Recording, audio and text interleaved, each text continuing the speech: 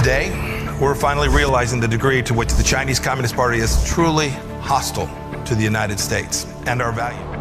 Beijing insists that these are somehow internal matters that others have no right to raise.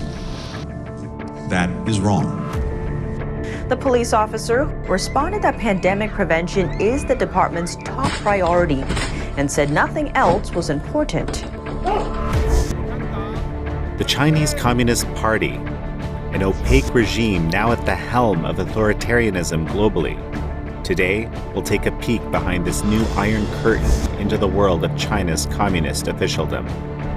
官场特别残酷，特别黑暗。 Much is hidden from our view by the workings of a massive propaganda apparatus. 他们每天要做一个虚假的，非讲假话不可以。政治的人的话，他不可能用你，不敢有思想，不敢有态度。 Few researchers know as much about the Chinese communist leadership as award-winning filmmaker Kay Rubacek, author of Who Are China's Walking Dead? She's also the former host of the NTD show Life and Times. They're under extreme pressure, and they're constantly being forced to separate from their conscience, and eventually it breaks them. Kay has interviewed dozens of former communist officials and pored through official documents and speeches to understand the worldview of people serving the regime. 谁还是想共产党不镇压，共产党不杀人？你这个理论都没学对呀。 Today we'll dive into the warped world of China's communist leadership, one largely hidden from public view until now.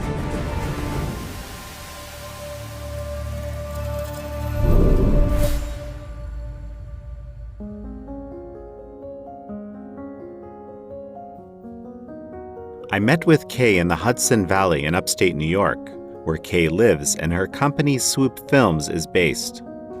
You know, it's really beautiful here. It is. And, you know, this is actually the longest elevated pedestrian walkway in the world.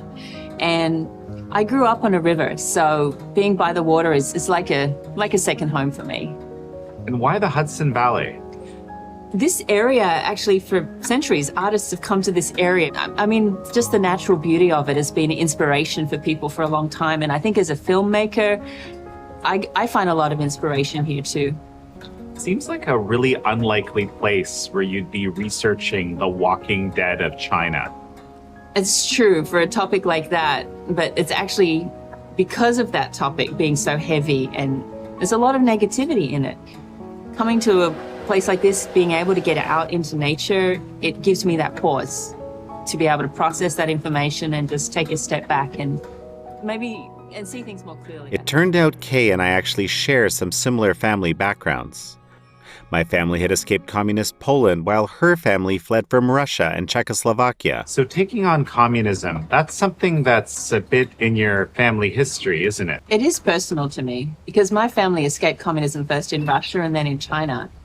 And they came to a place like this, essentially. There's freedom of belief, freedom of speech, but these are the kind of things that I take for granted.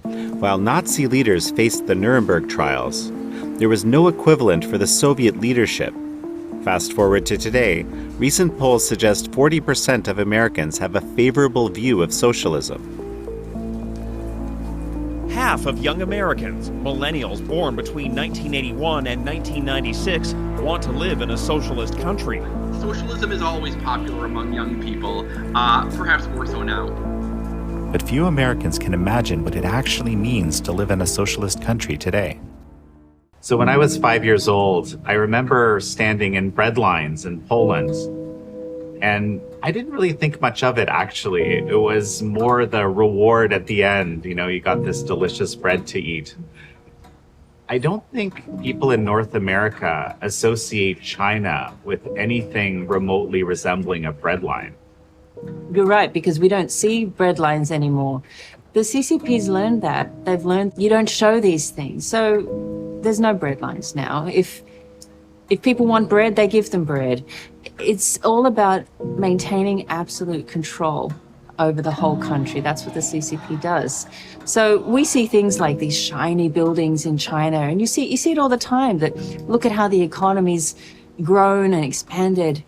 But that's on the surface. What's going on beneath hasn't changed, the essence of what they're doing. Even today, we see commentary that the US and other Western democracies should cooperate or engage with China, or that the Chinese Communist model is even superior. We've been trying to work with China for the last 10 years. I am personally very impressed and very encouraged by China's progress. We had things to sell, and China is our biggest customer. Xi Jinping had his own agenda. For the past 40 years, many have praised this authoritarian communist model, despite ever-increasing evidence of human rights atrocities occurring in China. This is where the CCP thinks they've tricked us, because they know very clearly that the West thinks about concepts differently, and they use that to their advantage.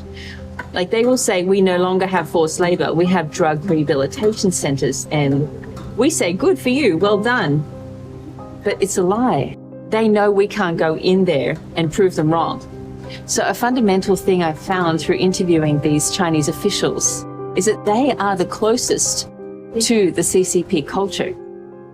And their point of view, that culture, is completely different to ours. What explains this radical culture gap between those living in China and those living in the free world? Kay wanted to find out more. And her journey began here with a strange story. One can't really imagine it unless one experiences it themselves. If the story of my family is made public, I know it will bring a lot of danger. Maybe they will go after my family members. Kay's recent documentary, Finding Courage, touches on the Chinese regime's long history of brutality against its own citizens. It centers around the story of two sisters, one killed by the regime in a labor camp because she practiced the Falun Gong spiritual practice, and her sister Yi Fei, a former journalist living in exile in San Francisco, who seeks justice for her sister's death. I invited Kay to our studios in Manhattan to tell us more about what she uncovered in her interviews and research. So about Finding Courage, the film that spawned the book, I haven't seen anything remotely like this sort of undercover footage from a Chinese labor camp, no less, anywhere. I mean, how did you manage to swing this? The two main characters in the movie, they were both high-ranking journalists in China. One of them escaped to America.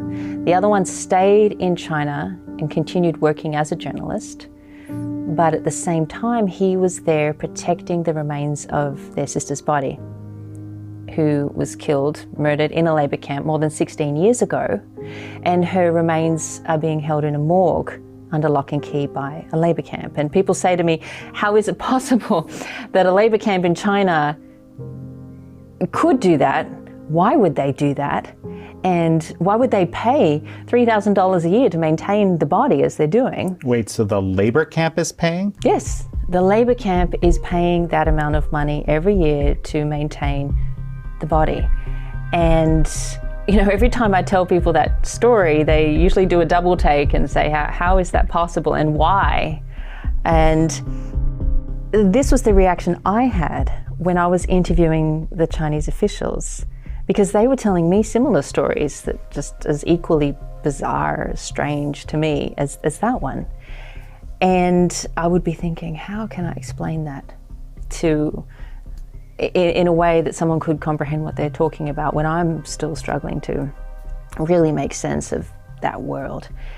And in this case with the family, when I heard about the body, I immediately asked them, we need proof. And they provided us documents from the labor camp as our first form of evidence and that this was happening.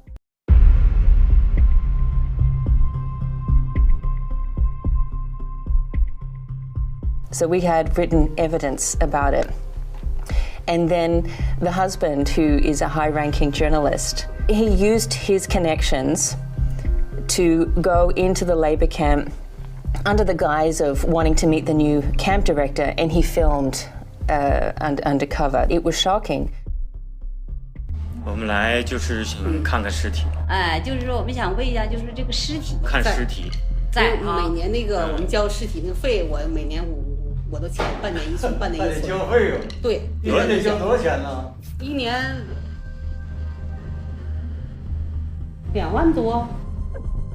So why are they keeping the body? The reason they're keeping the body is that no one is willing to take responsibility to cremate it. So like in China, when you're an official in the CCP, you've got power, you've got money, you've got status, you've got rank. This family has that. Regular citizens in China, if they were to die inside a labor camp, normally the body would just be cremated, with or without the family's permission. But this family has status and rank, and they've chosen to use that to try and retrieve the remains of their sister's body and stop it from being cremated. And so far, they've been able to do that. We know the body's still there.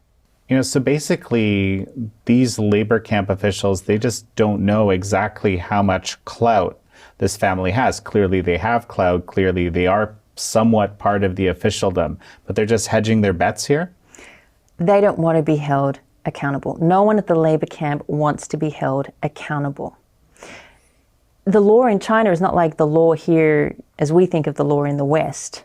It's really more like mafia style. It's who you know, who's got your back, and who's ready to stab you in the back at any point in time.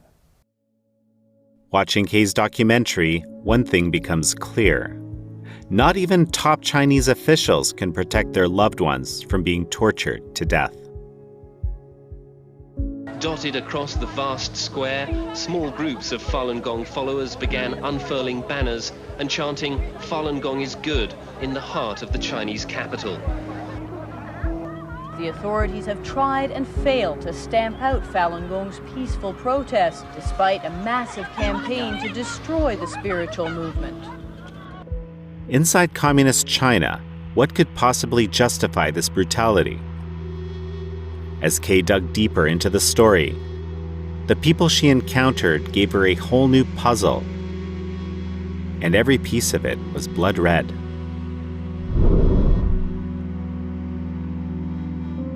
For Chinese Communist Party officials, to speak publicly and forthrightly about their experiences means endangering their future, their family, and even their lives.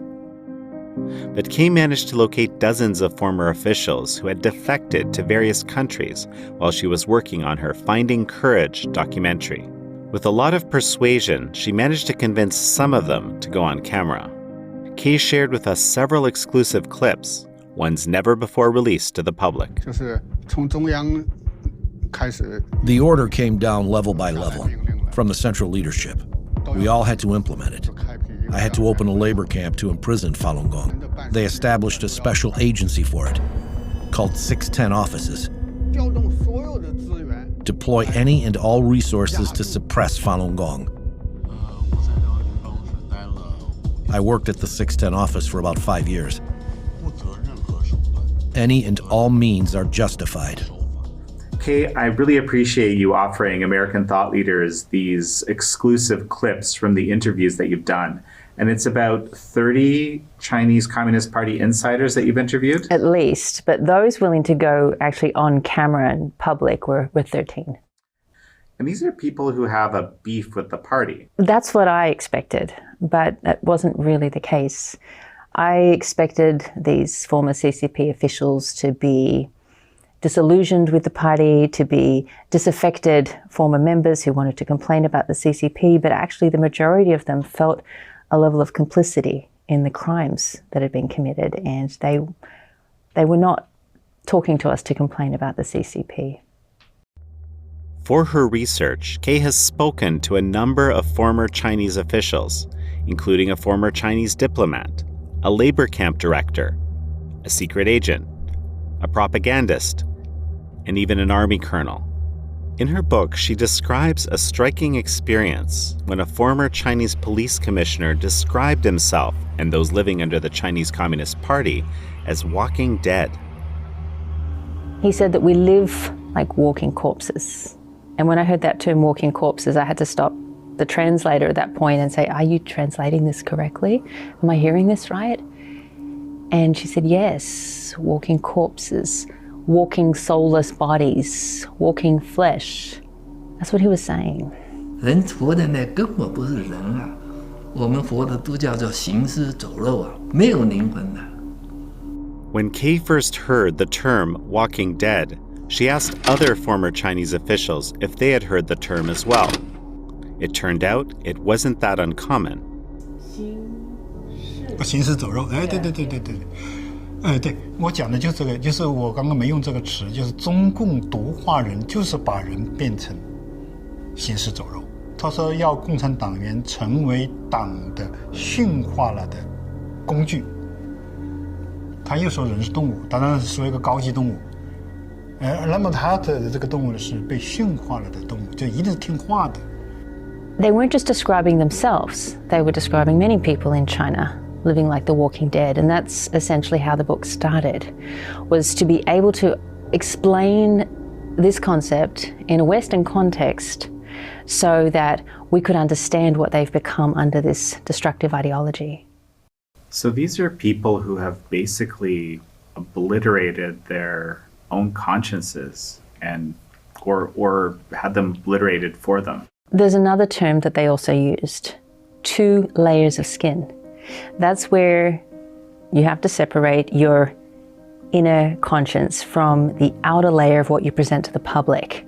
So basically you have to push your conscience, your soul aside, and also means you have to push your truth, your sense of morality aside, and present to the public what the party wants you to present. That's what a communist member does, a communist official, that's what they must do. That's what they're obligated to do. They pledge an oath to put the needs of the party before their own. So if the party requires them to do certain things, which it does, and maybe they don't want to hurt somebody, but they have to hurt somebody. Maybe they don't want to lie, but they have to lie. So your personal conscience, your beliefs, sense of morality must be pushed to that inner layer of skin. And the outer layer of skin is justified to lie, cheat, steal, torture, or kill. So for example, in 2014, there was a photograph that was posted on Weibo. It was leaked from a CCP journalist training session. This slide stated very clearly that news focuses on information, propaganda on format. News focuses on originality, propaganda on repetition. News focuses on fact, propaganda on opinion. News focuses on the timely, propaganda on timing. News focuses on communication, propaganda on manipulation. News focuses on balance, propaganda on spin. The CCP journalists are very aware of what they are doing. They have clearly been told they do propaganda, not news. 你的要有自己的马列主义新闻观，我们做的是怎么样把党的声音传得更远。宣传的和实际的是脱节的，因为它不可能实际，它一实际，那把那一些真实的东西都说出来，人民都认识了共产党了，那共产党就没法存在，它必须得不断的造假。The Chinese regime has always had a way of twisting words and events to its advantage. But only those who are truly aware of the regime's bloody past can see through the fog of propaganda. 天安门镇压的那天，我小女儿在家，我在公安部机构，我说你赶快出来看，你不看，你一辈子会后悔，不知道共产党是多坏。你赶快出来看，看一次，20年、30年的经历你都抵不上的。I'm a mother. I wouldn't ask my children to go and watch Killing on the Street. But he did that. So I had to ask him why. Why did you do that? And his answer was equally incomprehensible to me. 在念念的话，革命的一天等个20年，我要念念那句话，告诉我女儿，你赶快出来看共产党怎么屠杀的。你不看不懂啊。The Tiananmen Square massacre was very, very visible in public. Since then, The regime has learned that you don't do that. You don't let the media see. That's why we don't have footage of the Falun Gong persecution or the Uyghur internment camps. I mean, we have little bits and pieces. But this particular official, he knew that it was significant for his daughter to go and watch the killing with her own eyes, because he knew that they would cover it up. He knew that the propaganda from the CCP would come into effect immediately. It always has. 是一场反对我们共产党的领导，要推翻我们社会主义制度的一场反革命暴乱。 Over the next few days, the CCP played reports that the students killed soldiers. But we know that's not the case. 10,000 students, regular citizens, were said to have died that night on the square. But they didn't have any memorial for them.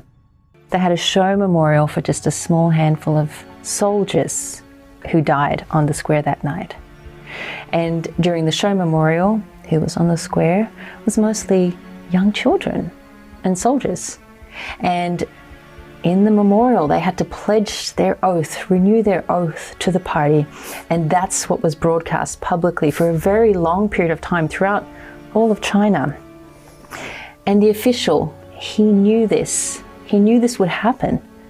And that's why he wanted his daughter to see the slaughter, so that she would be able to see through the CCP's lies and propaganda. You know, she could have just been just like one of those young children standing on the square, not knowing any better. While many people living in free countries cannot comprehend how a dictatorship could be so cruel towards its own citizens, Kay says members of the regime are largely jaded to its violent tactics. I was asking him questions that he thought were kind of ridiculous. Why does the regime kill Chinese people so brutally? And he was laughing at me. What do you expect? They've stated very clearly that they kill. How could you expect anything else? We don't understand the essence of the CCP. If we did, we would realize that that's not going to change. Its essence, its political goals haven't changed in the last 70 years. So how could we expect them to change or reform now? The political goals of the CCP are stated very clearly in its own constitution. One is absolute national control, and the other is money above all else. Those are essential. So anything else, whether it's human life or the environment, they can be pushed aside. They could even be destroyed as long as those two goals are maintained. The CCP has stated their position very clearly. It's not hidden. For us to think anything else really is just willful blindness. It isn't comparable to our system here in the West. So we really cannot equate it to a Western government in any way. It is incompatible. If the Chinese Communist Party is as cruel and oppressive as evidence shows, why do so many Chinese people continue to put their faith in the regime? And why do we in the West continue to be fooled into cooperating with China? This is the book I wanted to show you. It's an example, right? Now, when you look through here, these posters, okay, what do you think? You know, like smiley, happy faces. I mean, to me, they're quite beautiful. They're quite charming. So this is a representation that the CCP wants us to see, the history that they've rewritten. So all the crimes of the CCP, the number of people that they've killed, more than in Nazi Germany, more than in the wars of World War I and World War II. But this is the history that they're giving to us, the crimes that were committed during that time. If we were memorializing the Holocaust with shiny, happy, smiling Nazi youth, I mean, it's just not acceptable now because we know history from that time. But this is the CCP history, but the killing, the murders, the suffering of the Chinese people. I get surprised when I see, you know, someone with a Mao Zedong t-shirt or a Che Guevara t-shirt and really it's glorifying communism. And those people killed many millions of their own people. But I don't know if the people wearing those shirts understand the crimes of the people they're glorifying. I don't think they understand at all. This reminded me of when I saw a poster of Chinese dictator Mao Zedong prominently displayed on the wall of a ritzy Upper East Side loft next to several pieces of artwork. I'm always deeply disturbed when I see such imagery, knowing that Mao Zedong was the deadliest dictator of the 21st century, responsible for the deaths of tens of millions. All of the glory and leadership coming from the party, sickle and hammer there, coming from the sun. This is essentially still the message that they're driving home through propaganda today, even though the imagery changes. They use video now and other methods, but this is what the people in China have been fed for since the beginning. Now, propaganda posters have been replaced with video and television. Now here, the CCP presents to the public all these examples of how people do good. Chinese people doing good things for society. This is the example of the person who stays to the end. This is the example of the person who gives his all and works hard for the benefit of society. And at the end of this public service advertisement created by the CCP, it answers two kind of strange questions of the Chinese people. Who am I? What am I? And the answer, I am the Communist Party and I will be with you forever. The CCP is essentially taking credit for everything good done in China. Everything good done by the Chinese people, the CCP is taking credit for that. They say that the Chinese Communist Party will be with you forever. That's the message, the propaganda that is pushed out constantly, every day throughout the nation. The subtext of that is, this is the best you're going to get. You have to accept it. There is no alternative. Not only do you have to accept it, you have to love it. And a great number of regular Chinese citizens have come to accept that. They don't see an alternative. 中国共产党的教科书里面都会教育，没有共产党就没有新中国。很可笑的就是说，在每个幼儿园，幼儿都在背诵社会主义核心价值观。When we go to the primary school, we are encouraged to be young pioneer, young communist pioneer members, and tie the red scarf. 我们知道有人经过洗礼以后就加入某个教是吧？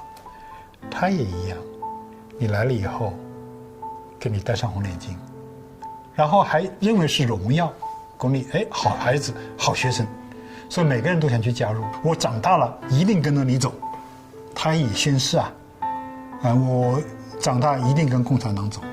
所以共产党是先于国家产生的，先有中国共产党。后来才有中国的，你要爱中国，你就得爱共产党。With its propaganda, it seems the regime can skillfully conflate the party with the nation of China and confuse people into thinking patriotism must mean devotion to the regime. Kay showed me an army recruitment ad, and the lyrics were stunning. It says, keep your mission in your mind. Have your enemies in your eyes. A war can break out anytime. Are you ready for it? The music builds up, and then a Chinese rapper calls, are you afraid? The chorus cries, no. The rapper asks, are you scared? Chorus calls, no. The rapper calls, just wait for the order, and the chorus replies, kill, kill, kill. There's more lyrics here, such as, the murderous spirit flares up, just like the hammer and sickle, we join as one. In the West, we see the military as service. Our army recruitment advertisements promote the protection of life. Under the CCP, they're promoting the taking of life and the extinction of life. The value of life under a communist society is very different. Almost non-existent. 但是普通的民众，你在你的生存线上去奔波挣扎的时候，他是无暇去再去顾及，他甚至于不知道哦，我自己还有人权，我还有权利，他不知道他有权利。因为我呢，经常对共产党的做法呢，很看不惯。所以有时候我甚至是不是认为我自己精神很不正常？为什么我认为很不好的事情，别人都无动于衷，很麻木呢？你讲话你就招麻烦，你讲话你就要进监狱，何必我去讲呢？ In order to get money, people turning to be very cruel. Even a lot of people, you know, they don't want to be cruel, but the society is cruel. They have to be cruel. People have asked, why don't the Chinese people rise up? And if the regime is really that bad, they would have done something about it. But you can see from what even the officials, the ones who run the CCP's operations, even they feel helpless, let alone regular Chinese people. They've been told for decades they don't have a choice. You can imagine what it takes to overcome that kind of programming. That there is no alternative government possible in China, which we know from history is a lie. And that the nation of China will not exist if the CCP doesn't exist, which is another lie. As Kay discovered in her research, to think independently in a communist society means rejecting almost everything you've been taught from birth. And sometimes it means risking your life. And you know, anything could have happened to them in China. Anything could have happened to their families there. Things still could happen, but they took that risk because they really felt that the value of life here, the freedoms that we have, was worth it. They knew they would be seen as traitors in their country, by traitors to their nation, traitors to their people. And that's a shameful, horrible term to be called. I think they should be called heroes, because they were willing to take that step away from the ideology, despite knowing that they may still be captive to it to some degree for who knows how long. They took that step and they were willing to speak out. They were willing to help us understand what they went through, but also what the Chinese people are still going through today. Also with the hope that we can avoid that fate. You know, it's a shame that they will be called anti-Chinese when you think about it. They are so pro-Chinese in terms of wanting to maintain their culture and their heritage the best they can, that they had to leave China under the CCP to maintain what they could here in the West, where there's freedom to do so. While there's still so many people in China that just don't have free access to information, they may never be able to leave China or open their eyes to what another society can look like. The defectors, they were able to break through that. For the last century, the people of China have been held captive by a pernicious communist ideology. But for some at least, there is a happy ending.